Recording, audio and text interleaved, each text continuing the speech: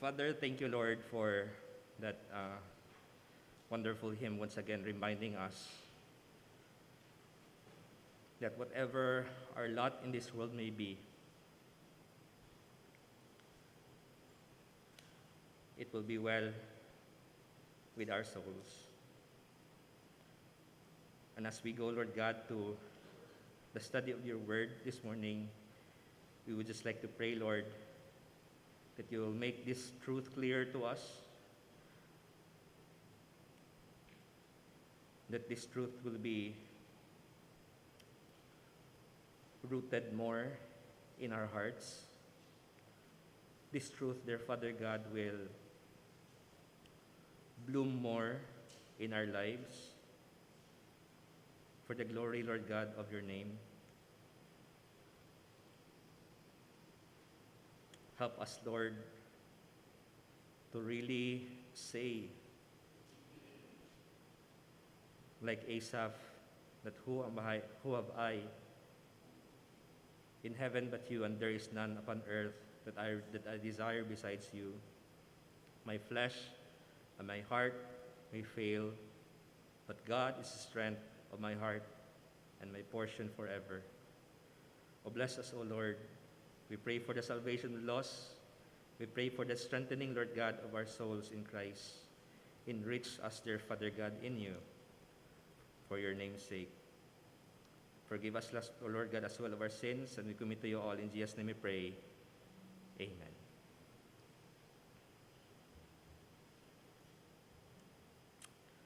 Horatio G. Spafford was a successful lawyer and businessman living with his wife, Anna, and their 5 children in Chicago. But in 1871, he lost his young son to pneumonia while losing much of their business to a fire in Chicago in that same year. A few years later, Mr. Spafford planned to go to Europe with his family to help with the preacher Dwight L. Moody's evangelistic campaigns. But due to some unexpected business problems, Mr. Spafford delayed in departing from Chicago and sent his family ahead of him. Now, during the voyage, the ship where Mrs. Spafford and their 4 daughters were in collided with another ship and sunk with 272 people with it. Mrs. Spafford was rescued, but the 4 children, the 4 girls, all died. And when she arrived in Cardiff, Wales, in the United Kingdom, Mrs. Spafford telegrammed her husband saying, "Saved alone, what shall I do?" And we may ask, why did these horrible things happen to the Spafford family when they are serving the Lord? And why do these things not happen to those who do not follow God? These are questions that are hard to answer, and many who try to answer this often come into doubts with God and get depressed in life, even believers.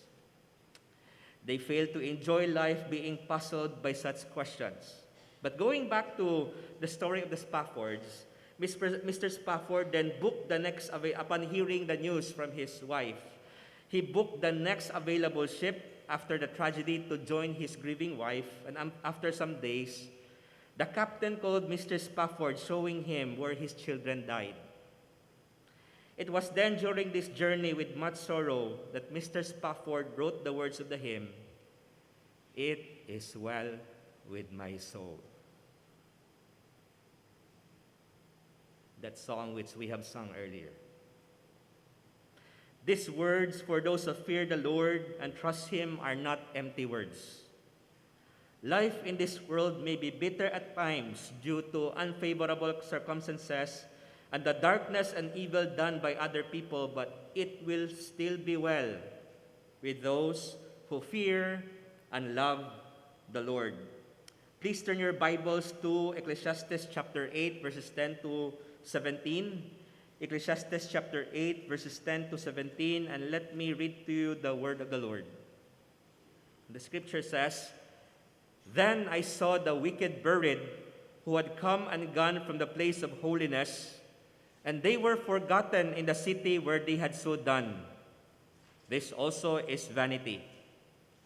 Because the sentence against an evil work is not executed speedily, therefore the heart of the sons of men is fully set in them to do evil.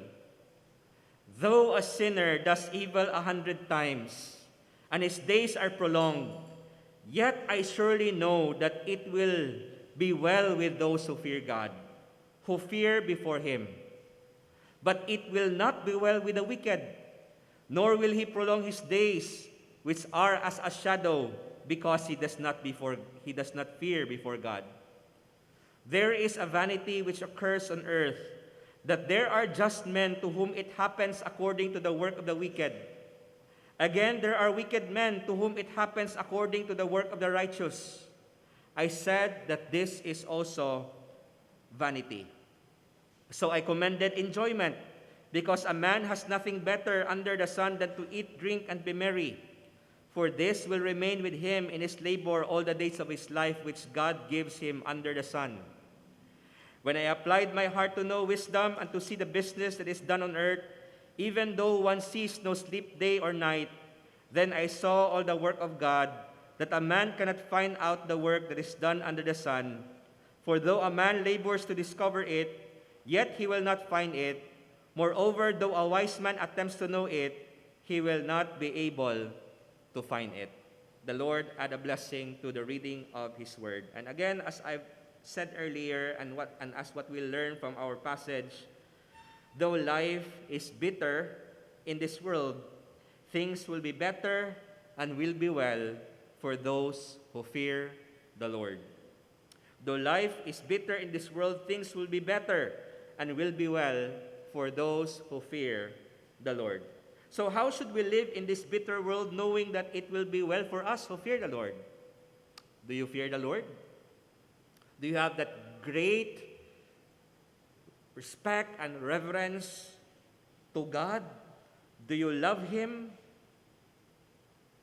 Do you seek to honor and glorify Him?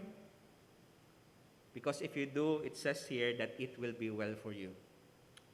Our passage gives us two principles to live by, knowing that it will be well for the righteous in this bitter world. And let me give those two principles ahead, and then we'll study them deeper later on. Number one, in verses 10 to 14, we'll learn there that we should endure the evils in this world, for it will be well for those who fear the Lord. We should endure the evils in this world, for it will be well for those who fear the Lord. And number two, in verses 15 to 17, we learn there that we should enjoy the good in this world, for it will be well for those who fear the Lord. We should enjoy the good in this world, for it will be well for those who fear the Lord. We should endure the evils, and we should enjoy the good in this world, for it will be well for those who fear the Lord. Let's study deeper verses 10 to 14. How should we live in this bitter world knowing that it will be well for us who fear the Lord? Number one, we should endure the evils in this world. We should endure the evils in this world. Now,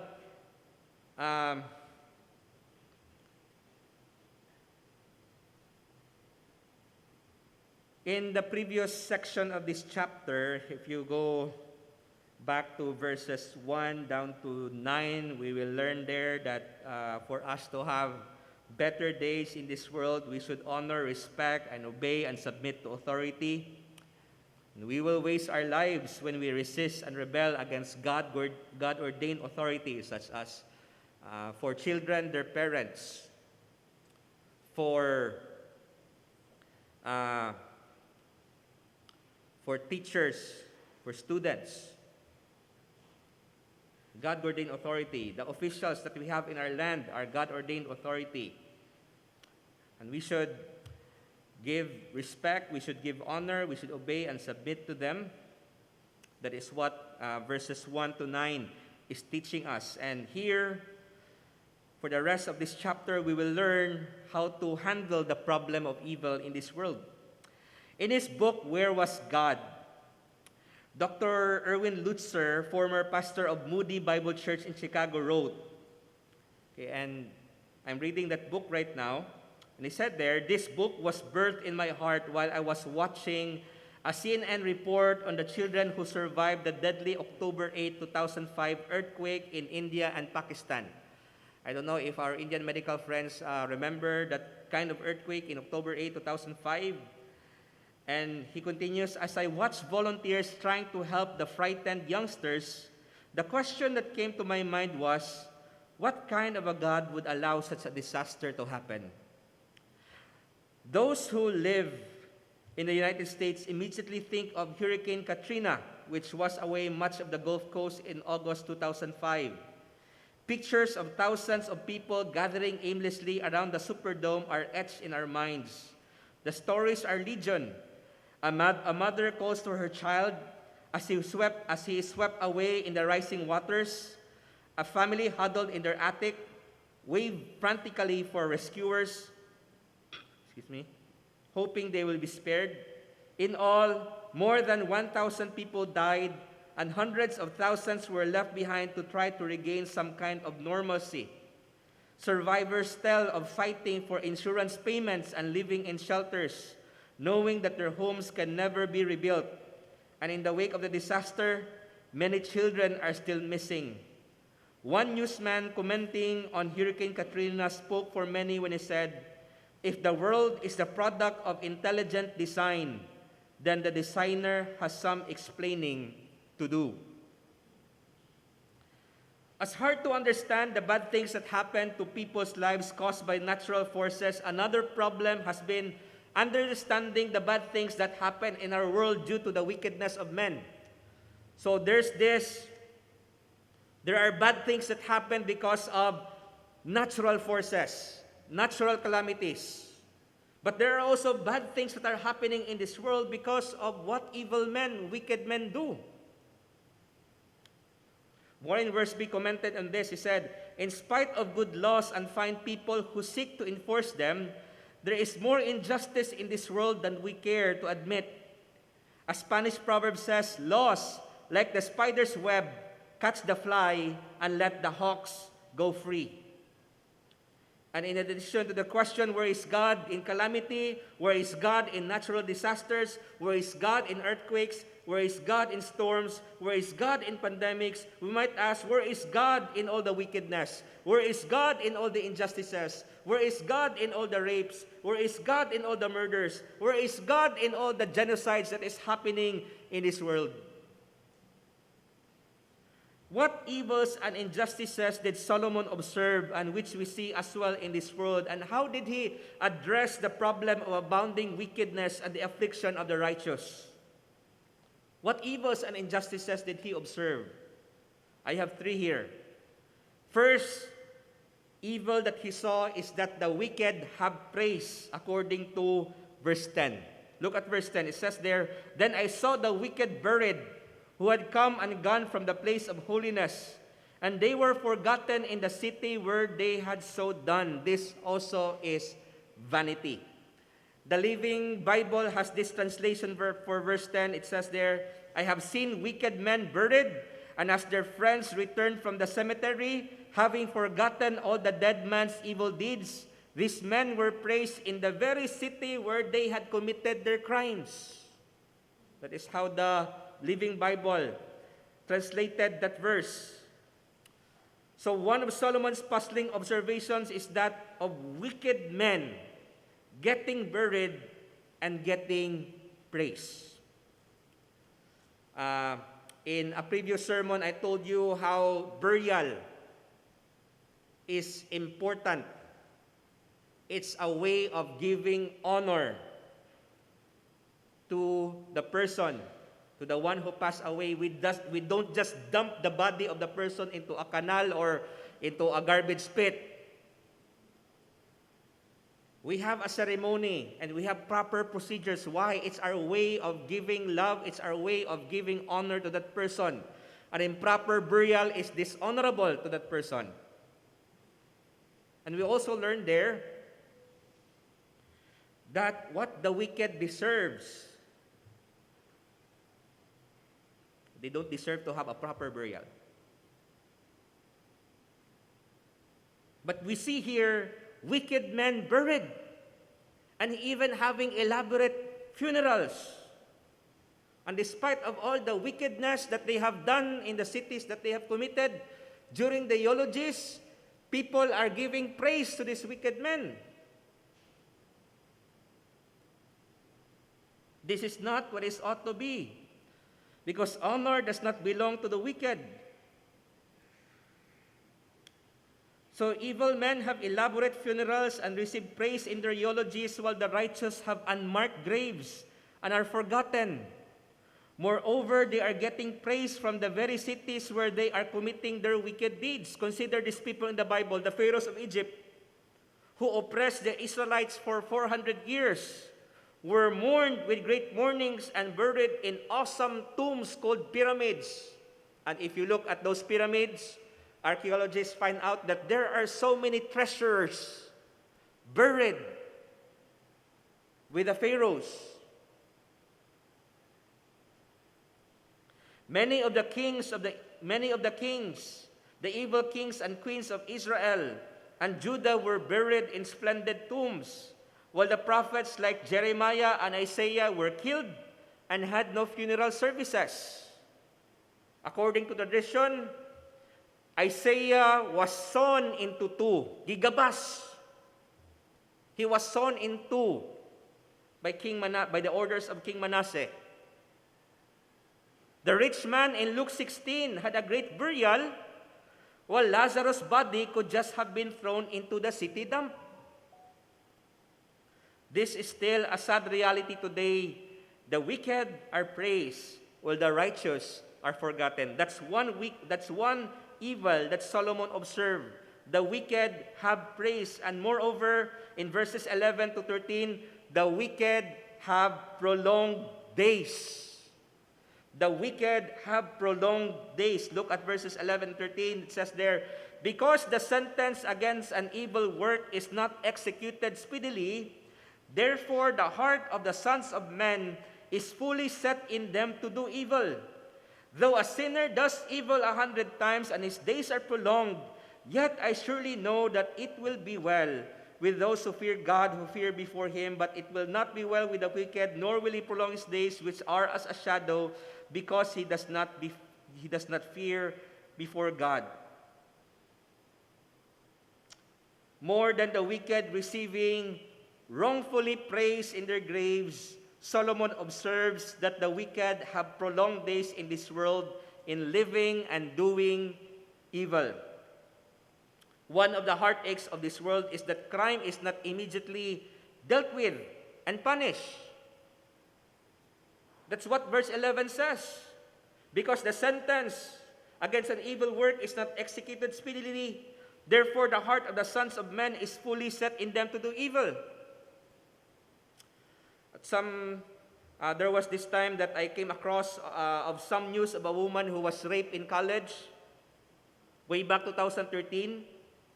And until now, her offender is not yet apprehended and his whereabouts are unknown. And who knows what that guy is still doing right now. And of course, there are similar stories. People who committed crimes who are until now not in jail.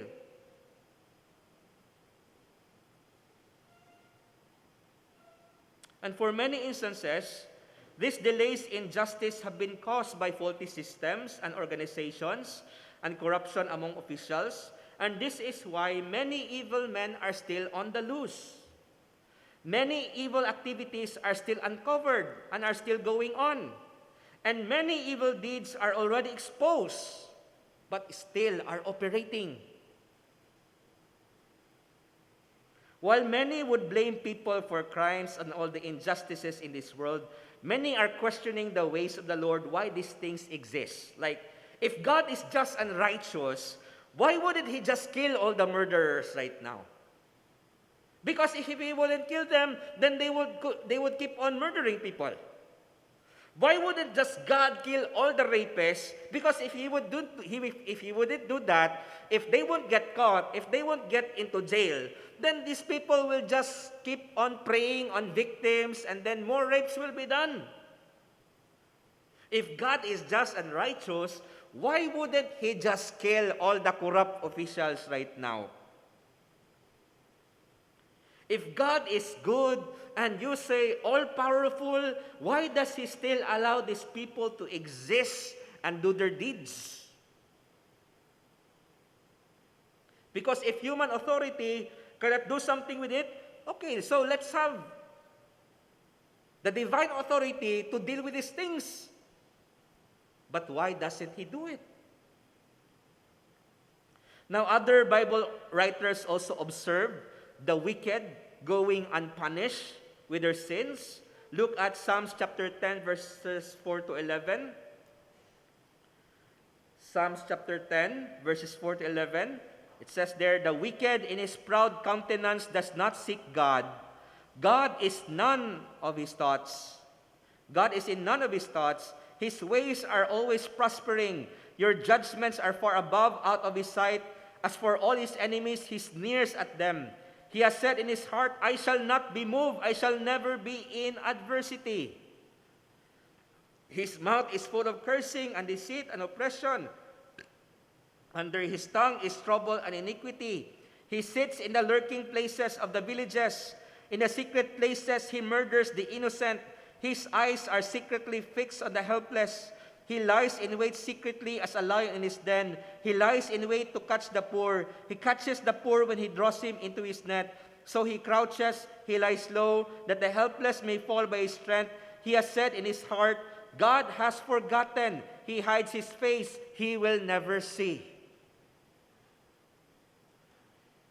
So the psalmist observed that. Another observation in the Bible concerning the prolonged days of the wicked is in Habakkuk chapter 1, verses 2 to 4. Habakkuk chapter 1, verses 2 to 4. Habakkuk said there, O Lord, how long shall I cry, and you will not hear? Even cry out to you violence, and you will not save. Why do you show me iniquity and cause me to see trouble? For plundering and violence are before me. There is strife and contention arises. Therefore the law is powerless and justice never goes forth. For the wicked surround the righteous. Therefore perverse judgment proceeds. So David, Habakkuk, Solomon observed this.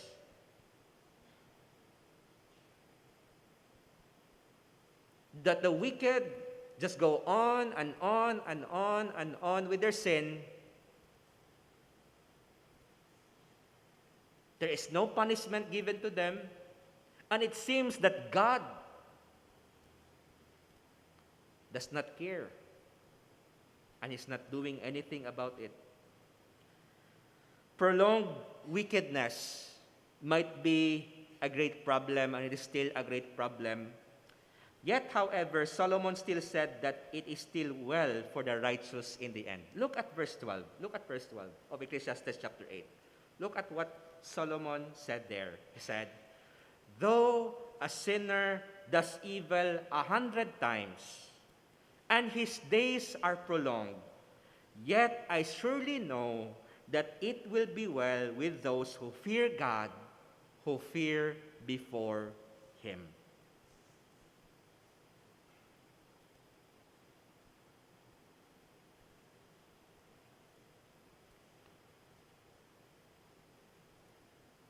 Di ba na sila ginasulti that dugay mamatay ang masamang damo?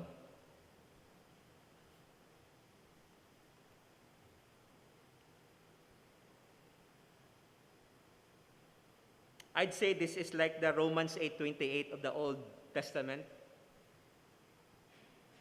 Are you suffering injustice in this world as you love God, as you serve God, as you obey God and honor God? It will be well with you, though a sinner lives 1,000 years and sin 1,000 times. We might ask, why do the wicked live for another day in his sin? And this is what Peter said in 2 Peter chapter 3, verse 9. It says, he said there, the Lord is not slack concerning his promise, as some count slackness, but is long-suffering toward us, not willing that any should perish, but that all should come to repentance. Why do the wicked live for another day? It's because God in His mercy and long-suffering is giving the sinner to repent and not perish. And just like Paul, the Lord did not kill Paul immediately when he consented to the stoning of Stephen. He did not die immediately when he arrested the first believer he got his hands on. The Lord had mercy on him till he repented and turned to Christ. And that is what God is doing to you right now. If you are still unsaved, if you still don't have a relationship with the Lord Jesus Christ, if you don't still have eternal life, that is what God is doing to you. That if you are still alive today, you are unsaved, God is merciful to you. God is patient with you because He wants you to repent. He wants you to have the chance to have eternal life and come to believe on the Lord Jesus Christ and receive Him into your life so that you will be saved. And that is God, that is what God is doing with all those who still do not call upon His name right now and who are still living in sin. But if the sinner persists on their sin and continue to rebel against the Lord in spite of all the offers of grace, in spite of all the offers of pardon of the Lord, it will never end well for the sinner. Yes, he may have all the accolades, he may have all the praises of this world during his funeral. During his funeral, men will be talking good about him. He can have all the good eulogies of people when he dies. But he will have nothing but agony for eternity. Look at verse 13. Look at verse 13 of Ecclesiastes chapter 8. Solomon said there, "But it will not be well with the wicked, nor will he prolong his days, which are as a shadow, because he does not fear God." John Piper, when asked about some evils in the world and why God seemingly does nothing about it, said in one of his sermons, he said, quote, "We must know the supremacy of His wrath. One day it will explode on this world from heaven, such that all that have rejected Him will call for rocks to crush their brain, lest they have to face the wrath of the Lamb. We must know this when I look at the beheadings," talking about terrorists beheading people, "and I hear someone ask, 'Where is your supreme Christ?' My answer is really easy. He is in heaven, storing up almighty wrath, in fury to pour out on all those who commit such sins. That's where He is, and you better get right with Him and repent, or you will all likewise perish." That's not a hard question to answer biblically. Where is God in all the beheadings? Where is God in all the murders? Where is God in all the rapes? Where is God in all the corruptions? God is there in heaven storing up wrath.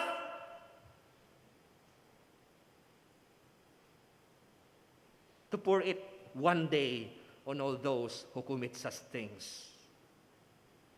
He is not passive with all the wickedness that is happening in this world. He is patient, extending out mercy to those who commit such things. At the same time, as they keep on rejecting Him, He is storing up wrath. Infinite wrath that will explode one day on all those who do not call on Him. And I plead with your soul this morning, if you are not yet saved, believe on the Lord Jesus Christ, repent of your sins, and put your whole trust in Him. Because though you will prolong your days in this world, there is a time of judgment. Dr. Warren Wiersbe adds, as he reflected on the matter, Solomon realized that the deceased man had continued in his sin because he thought he was getting away with it.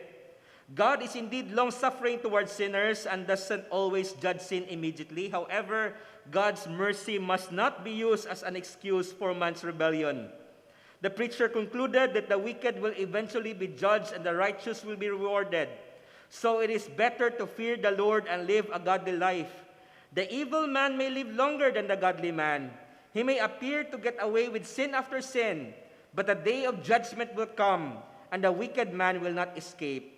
It is wisdom that points the way, for the fear of the Lord is the beginning of wisdom. So Solomon observed that the wicked have praise, he observed that the wicked have prolonged days, and he also observed that the wicked have prosperity. Look at verse 14. It says there is a vanity which occurs on earth, that there are just men to whom it happens according to the work of the wicked. Again, there are wicked men to whom it happens according to the work of the righteous. I said that this also is vanity. Solomon observes that in this life, the righteous are ruined while the wicked are rewarded. The godly suffer while the ungodly are satisfied. And we may ask, why do bad things happen to good people and why do bad things happen to good people?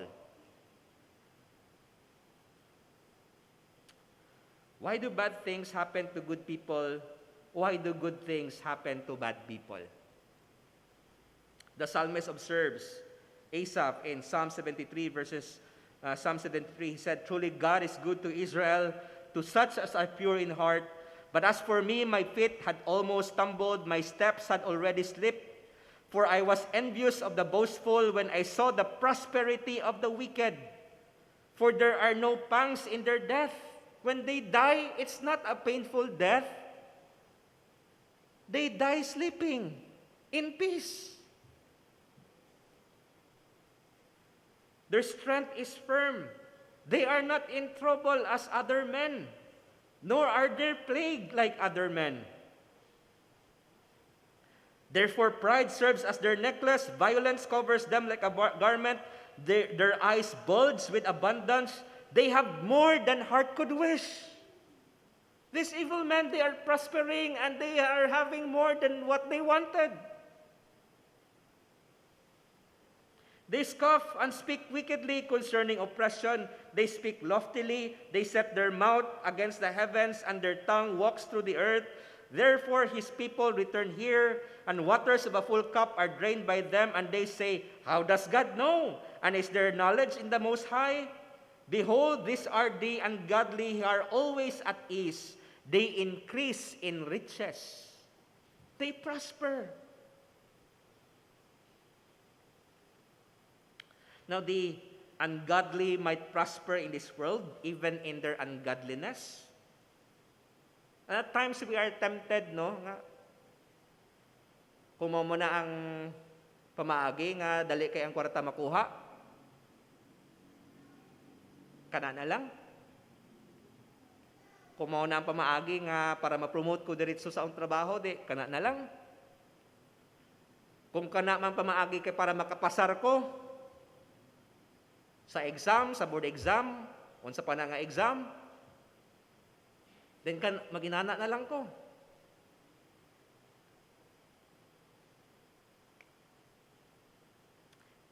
If we just think about it without taking into consideration the ways of the Lord, life is meaningless. It is vanity. But then again, let us remember, it will be well for those who fear God. Asaph was overwhelmed with the prosperity of the unrighteous. But as he continues to meditate on these things, taking a divine perspective, he went on to say in Psalm 73, he said in verse 13, "Surely I have cleansed my heart in vain and washed my hands in innocence, for all day long I have been plagued and chastened every morning. If I had said I will speak thus, behold, I would have been untrue to the generation of your children. When I thought how to understand this, it was too painful for me. Until I went into the sanctuary of God, then I understood their end. Surely you set them in slippery places. You cast them down to destruction. Oh, how they are brought to a desolation, as in a moment they are utterly consumed with terrors." And so, my dear brethren, let us not be envious of evil, wicked, ungodly men. Even though they prosper,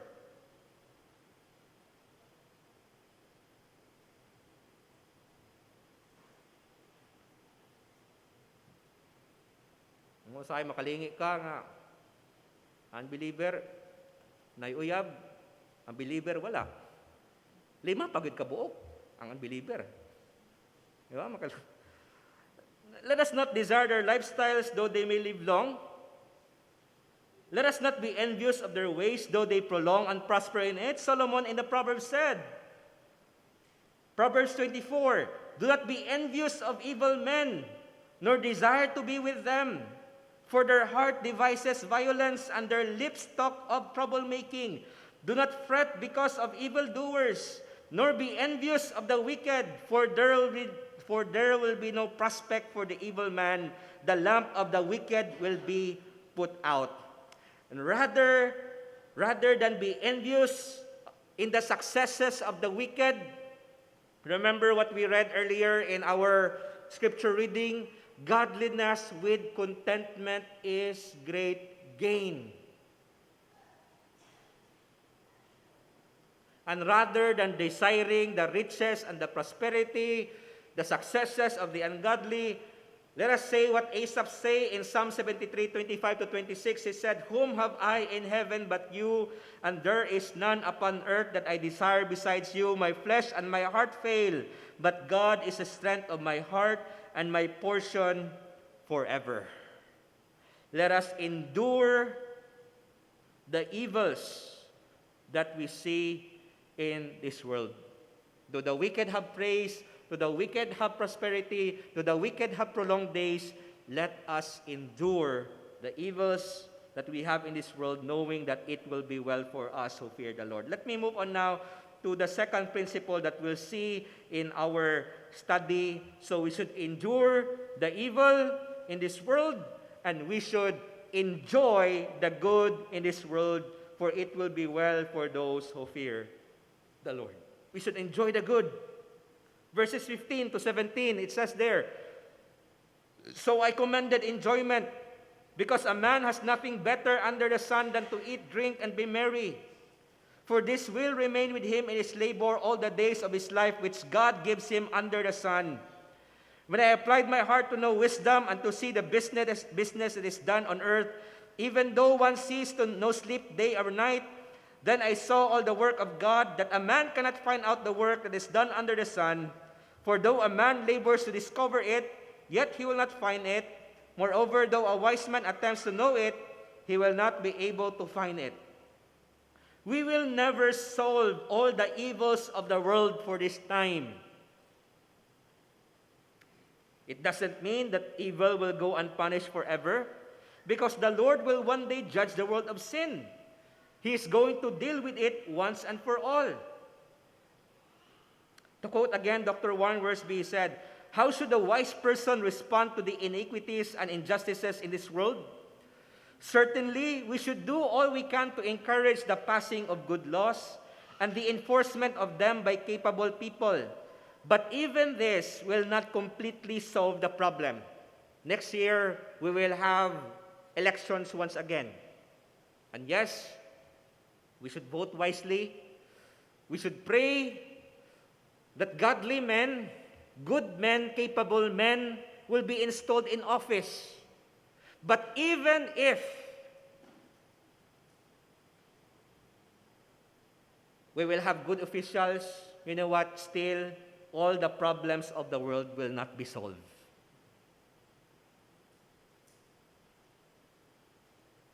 Until Jesus Christ sets up his righteous kingdom, there will always be injustices in our world.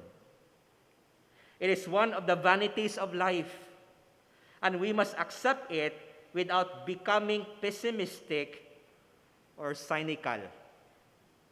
And so many times we turn our attention always on the bad things on life, on the wickedness, on the injustices. And sure, yes, we need to address these injustices and crimes and evil in this world, but there needs to be a balance. We can't just focus on all the evil and unfairness of life and miss to the point that we'll miss out the joy and the joy in the goodness and greatness of the Lord in this world.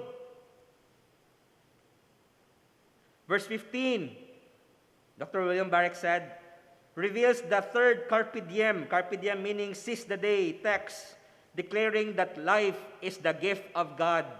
Commend conveys the concept of a strong recommendation. However, Solomon does not advise enjoyment of life as an anesthetic to deaden the pain of iniquity, injustice, and death. His point is that human beings ought not waste their God-given joys by seeking to usurp the authority or work of the Creator. Fretting over the brevity and seeming unfairness of life brings no joy, no peace, no rest, and no solution. God's wise bestowment of all things stands behind all that happens under the sun. No one can understand the ultimate reasons for what happens because even the wisest is but a fool by comparison to God. We should not beat our heads against the wall trying to figure out life. And that's why we'll see over and over again in the book of Ecclesiastes, we hear Solomon telling his audience to enjoy life as God's gift. Yes, there are injustices and they will never be gone in this world until Jesus Christ comes.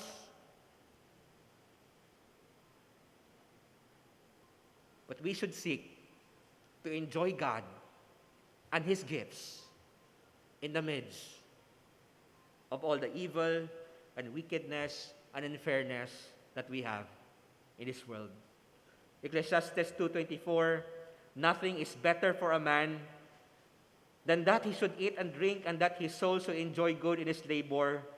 This also I saw was from the hand of God.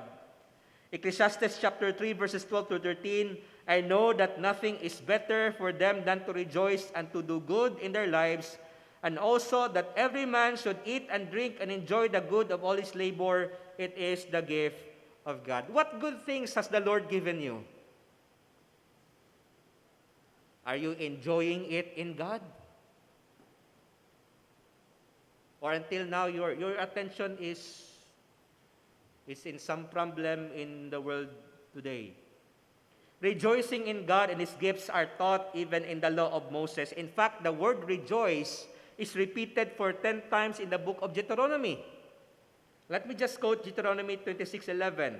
It says there, so you shall rejoice in every good thing which the Lord your God has given to you and your house. Rejoice in every good thing. That's a command. Rejoicing in God is not just a New Testament command. It's even in the law of Moses in the Old Testament. So in the Old Testament, we have there the command of the Lord. Rejoice in every good thing. And when we go to the New Testament, we have 1 Thessalonians 5:16 to 18. Rejoice always, pray without ceasing, in everything give thanks, for this is the will of God in Christ Jesus for you. This is the will of God. Enjoying life in God is God's will for us. Enjoying what God has given to you, business, a wife, a husband, children, passing the exam, getting your driver's license, moving on to another level in your in school. From third year, you're now fourth year. Graduating from your course.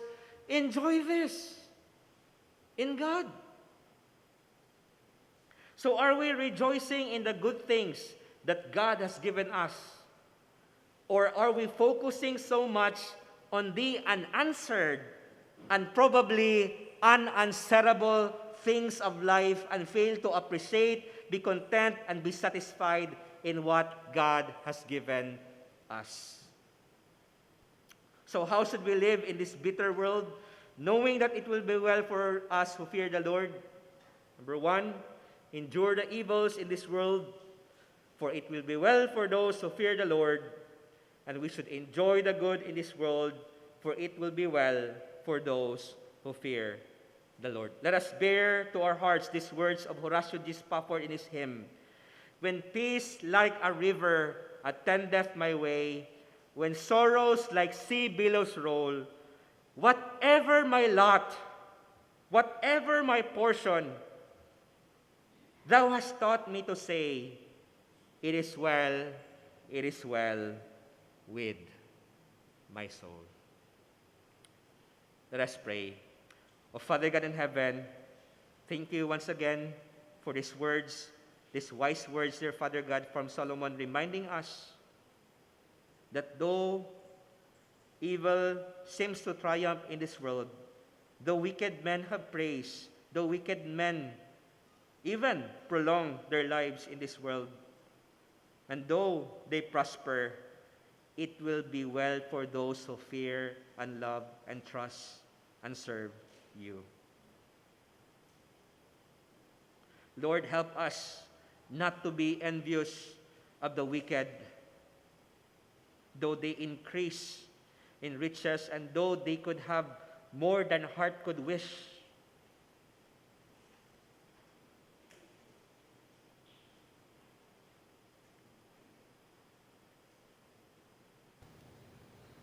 Help us, dear Father God, to have godliness with contentment, for that is a great gain.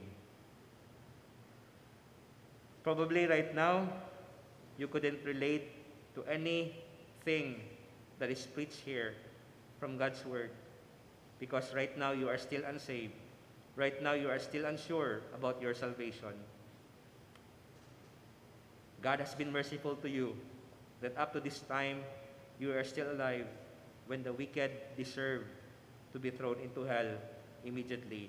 But again, God is giving you the chance, the opportunity to repent and believe on the Lord Jesus Christ alone and be saved. He lived a perfect life and He died a painful death and He rose again from the dead. Why don't you call upon His name and tell Him, Lord, be merciful to me, a sinner, and save me from my sins. Call upon the name of the Lord and be saved. I cannot do that for you. That is between you and the Lord. Father, thank you once again for this time. Commit to you all these things, the preaching of your word. May it bear fruit in our lives. In Jesus' name we pray. Amen.